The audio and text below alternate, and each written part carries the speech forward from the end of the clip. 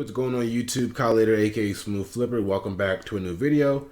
In this video, I just want to go over how I turned a potential $50 profit into a $108 profit. Now, as you guys can see on the left side of the screen, here's a conversation that I had with a customer.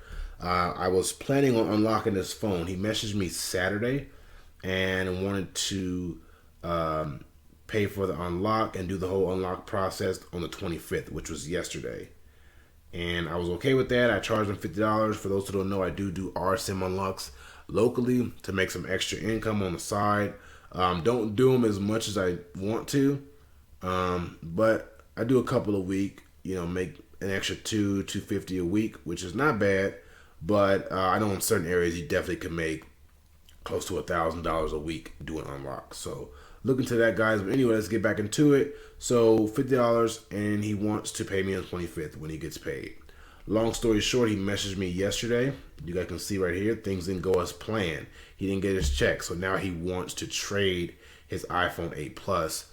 This is a 64 gig Sprint, has a bad ESN. Now, I tried to get rid of this iPhone 7 that I had. I've had this iPhone 7 for about 2.5 weeks right now and have not been able to sell it.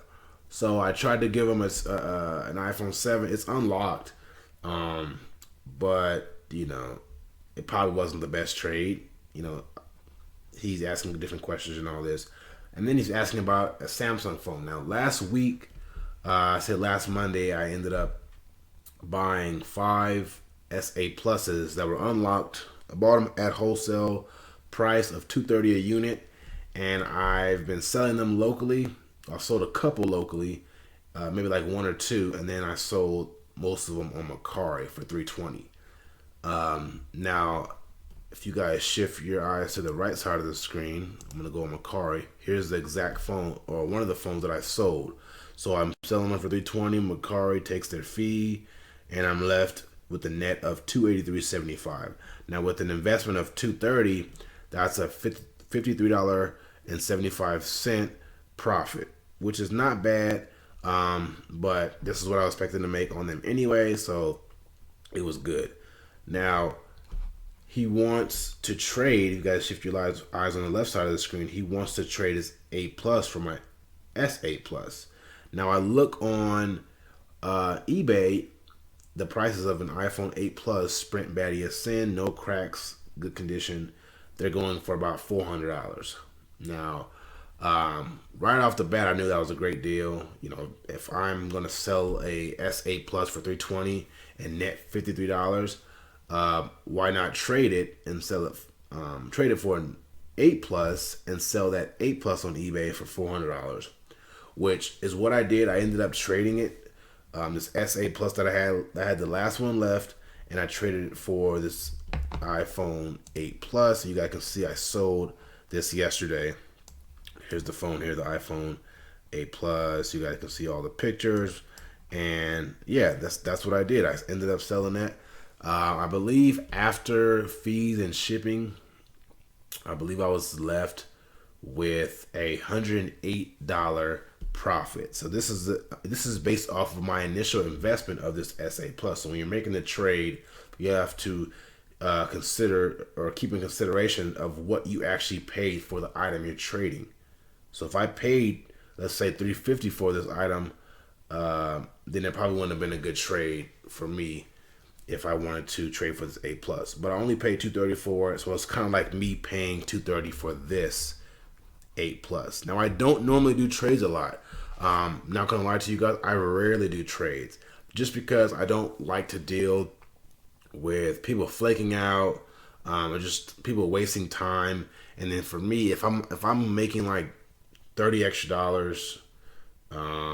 you know, $20 extra, then it's not worth it. So at this point, the profit was $58 extra from that initial $50 profit that I was trying to get from the start. So if that all makes sense, hopefully it does.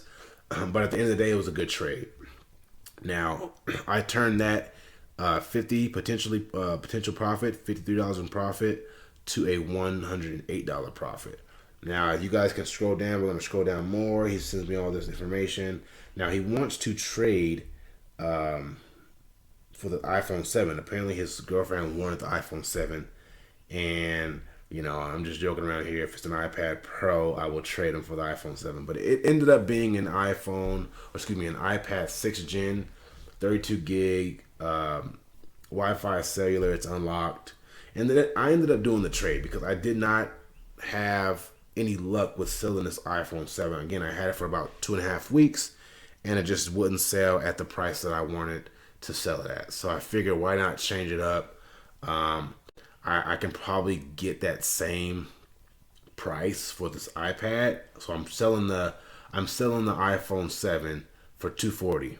It's unlocked and all that, and I'm sure I can get $240 for an iPad 6th gen locally in my area.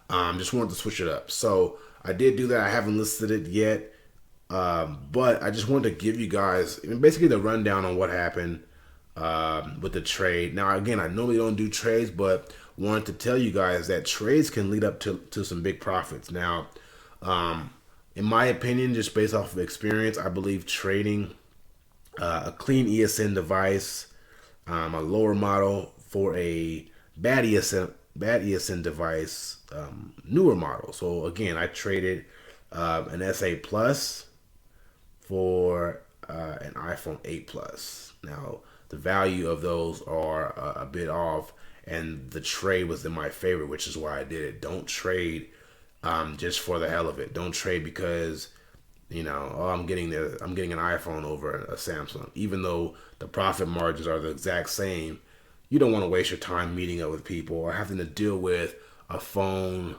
that comes back blacklisted after you trade it. There's tons of different things that can happen, but I already had appraised this phone as bad as sin, and that's what I did. So if you guys enjoyed this video, please drop a like on the video. I know it's a different setup and from the previous videos, but I figured this would be a good, you know, value bomb video for you guys to kind of learn on how to increase those profits sometimes. All right, so if you do enjoy the video, please drop a like. If you're new to my channel, please subscribe, and I'll see you guys in the next video.